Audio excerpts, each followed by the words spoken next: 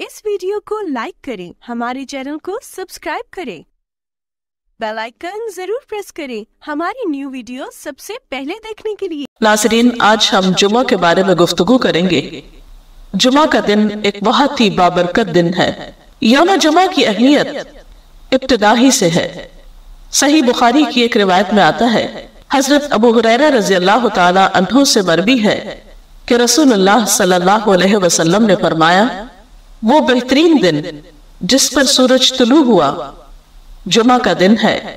इसी दिन हजरत आदम अलैहिस्सलाम तख्लीक किए गए, इसी दिन जन्नत में दाखिल किए गए और इसी दिन वहां से निकाले गए और क़यामत वाक़ई नहीं होगी मगर जुमा के दिन। तो इससे पता चलता है कि जुमा का दिन इस्लामी तारीख में अहमियत का हामिल है। इस दिन में सबसे अहम काम जो हमें करना है वो नमाज जुमा का एहतमाम है। नमाज जुमा मर्दों के लिए एक फर्ज इबादत की हैसियत रखती है। हजरत जाबिर रज़ी अल्लाह तआला अन्हु से रिवायत है कि रसूलुल्लाह सल्लल्लाहु अलैहि वसल्लम ने फरमाया, जो शख्स अल्लाह और यौम आखिरत पर ईमान रखता हो उस पर जुमे के दिन जुमा पढ़ना फर्ज है, सिवाय मरीज के, मुसाफिर के, औरत, बच्चे या गुलाम के। जो शख्स खेलने या तिजारत में बेपरवाह हो, अल्लाह भी उससे बेपरवाह हो जाता है और अल्लाह ताला बेनियाज तारीफ वाला है। तो इससे पता चलता है कि जुमा अपनी नमाज जुमा के एतबार से बहुत अहमियत का हामिल है और सिवाय शरई उज़्र के जुमा को छोड़ देना इंसान के लिए महरूमी का सबब है एक बहुत बड़ी खैर से। आमतौर पर इंसान तिजारत और खेलकूद में मशगूल होकर नमाज जुमा से बेपरवाही बरतता है, लेकिन ऐसा करना खुद इंसान के अपने ही लिए नुकसानदेह है। जुमा के दिन एक खास घड़ी होती है जिसमें इंसान की दुआएं कबूल होती है। हज़रत अबू हुरैरा रज़ियल्लाहु ताला अन्हु से रिवायत है, रसूलुल्लाह सल्लल्लाहु अलैहि वसल्लम ने जुमे के दिन का जिक्र किया तो इरशाद फरमाया, इसमें एक ऐसी घड़ी है कि जिस मुसलमान बंदे को वो मुयस्सर आ जाए और वो खड़ा हुआ नमाज पढ़ रहा हो तो वो अल्लाह से जिस चीज का सवाल करता है अल्लाह ताला उसे जरूर अता फरमा देता है। और आपने अपने हाथ से उस घड़ी के मुख्तसर होने का इरशाद फरमाया कि वो बहुत लंबा या तवील वक्त नहीं होता, बल्कि वो एक मुख्तसर सी घड़ी होती है। मुस्लिम की एक हदीस के मुताबिक वो घड़ी इमाम के मिंबर पर बैठने से नमाज जुमा के खत्म होने तक है और तिरमिज़ी की हदीस के मुताबिक ये घड़ी असर से लेकर सूरज गुरूब होने तक तलाश की जाए। इससे पता चलता है कि ये दो औकात खासतौर पर जुमा के दिन अहम हैं जिनमें अल्लाह ताला का जिक्र और इबादत की जानी चाहिए। नमाज जुमा के अलावा कुछ और काम भी जुमा के दिन खास एहतमाम के साथ किए जाने चाहिए। उनमें सबसे पहली चीज तहारत व पाकीज़गी का एहतमाम और उसके लिए गुस्ल करना। हजरत अबू सईद खुदरी से रिवायत है कि रसूलुल्लाह सल्लल्लाहु अलैहि वसल्लम ने फरमाया, जुमे का गुस्ल हर बालिग शख्स पर वाजिब है, यानी इससे इसकी अहमियत का अंदाजा होता है। हजरत सलमान फारसी कहते हैं कि नबी सल्लल्लाहु अलैहि वसल्लम ने फरमाया कि जो शख्स जुमा के दिन गुस्ल करे और जिस कदर उसके इम्कान में हो तहारत करे, फिर तेल लगाए या अपने घर की खुशबू इस्तेमाल करे, इसके बाद जुमे के लिए निकले और दो आदमियों के दरमियान में जो मस्जिद के अंदर बैठे हो तफरीक न करे, यानी बीच में से उनको न काटे, फिर जिस कदर उसकी किस्मत में हो नमाज पढ़े, फिर जिस वक्त इमाम खुतबा पढ़ने लगे तो चुप रहे, तो उसके वो गुनाह जो उस जुमे और पिछले जुमे के दरमियान हुए बख्श दिए जाते हैं। हजरत औस बिन औस से रिवायत है कि रसूलुल्लाह सल्लल्लाहु अलैहि वसल्लम ने फरमाया, तुम्हारे दिनों में सबसे फजीलत वाला दिन जुमे का दिन है, बस तुम उस दिन मुझ पर कसरत से दुरूद भेजा करो, इसलिए कि तुम्हारा दुरूद मुझ पर पेश किया जाता है।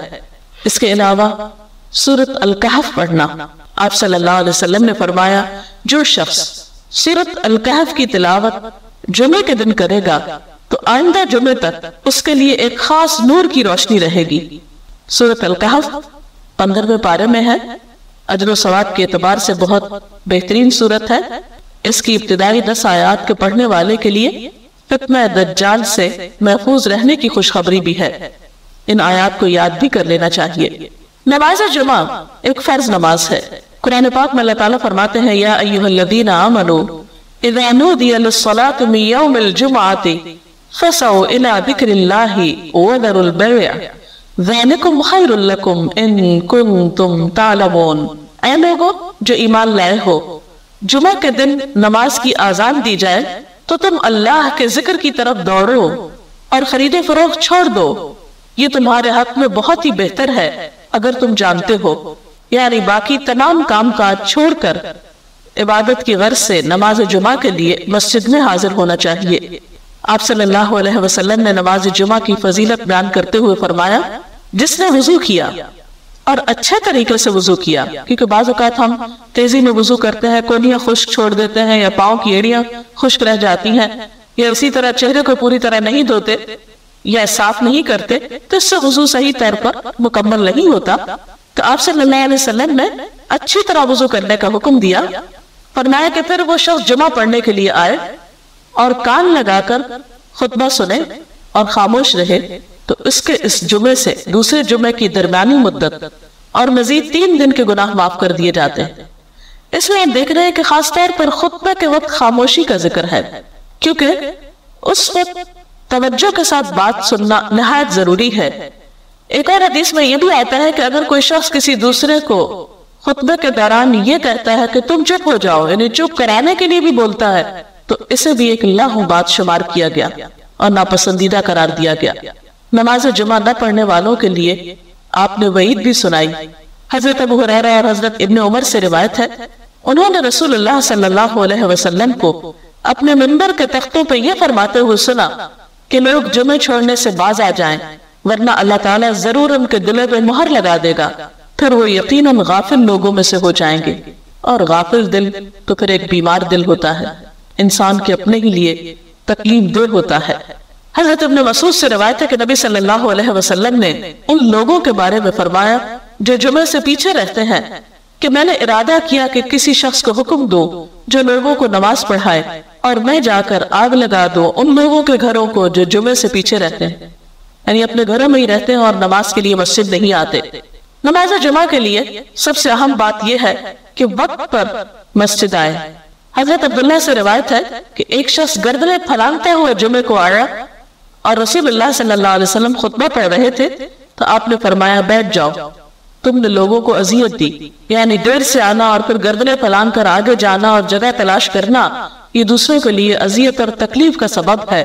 इसलिए वक्त पर मस्जिद पहुंचना चाहिए ताकि सही जगह पर बैठकर खुतबा सुना जा सके और नमाज की अदायगी भी बेहतर तौर पर हो। हमारा दीन दीन फितरत है, उसमें इंसान को इबादत में ऐसी तकलीफ नहीं दी गई कि जिसमें मशगूल होकर वो अपनी दुनिया के कामों से बिल्कुल बेनियाज हो जाए और अपनी जिम्मेदारियों को दूसरों पर डाल दे।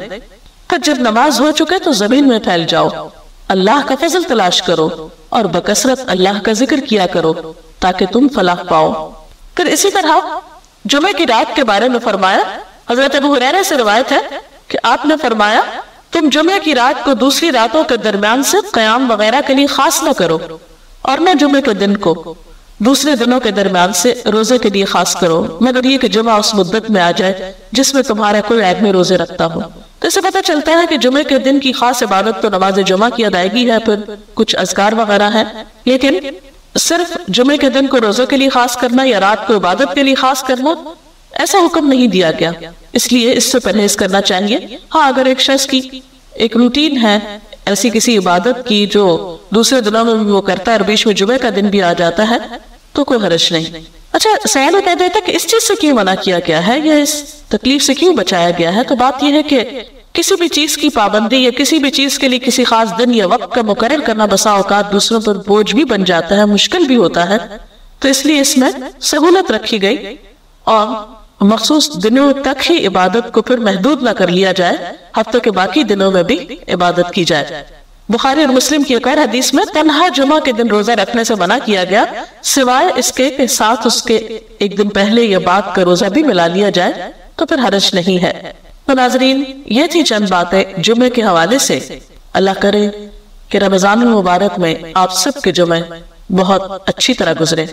नाजरीन, इसमें जो कुछ बताया गया इसमें ज्यादातर बातें मर्दों से मुताल्लिक है, लेकिन खवातीन भी घर पर नहा धोकर नमाज के अलावा कुरान पाक की तिलावत, खुसूसन सूरत अल-कहफ की तिलावत और दीगर जिक्र अज़कार का खास एहतमाम कर सकती हैं, क्योंकि इस दिन एक ऐसी खास घड़ी है जिसमें दुआओं की कबूलियत होती है और इंसान अल्लाह ताला का कुर्ब पा सकता है।